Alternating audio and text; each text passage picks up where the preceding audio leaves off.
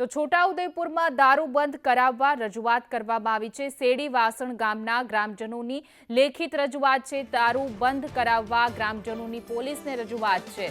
તો આ સૌથી મોટા સવાલ છે કે જ્યાં ગ્રામજનો રજૂઆત કરી રહ્યા છે પોલીસ પ્રશાસનને કે અહીંયા દારૂ બંધ કરાવો। છોટાઉદેપુર ક્વાંટ તાલુકાના શેડી વાસણ ગામમાં દારૂ બંધ કરાવવા ગ્રામજનોએ લેખિત રજૂઆત કરી છે। તો પોલીસની કાર્યવાહી પર પણ સવાલ ઉઠી રહ્યા છે, કારણ કે જો ગ્રામજનોને ખબર હોય ખુલ્લેઆમ દારૂનું વેચાણ થઈ રહ્યું છે તો પોલીસ અત્યાર સુધી શું કરી રહી હતી, અનેક સવાલ ઉઠી રહ્યા છે। ગામમાં દારૂ બંધ કરાવવા માટે ગ્રામજનોએ લેખિતમાં રજૂઆત કરવાની ફરજ પડી છે।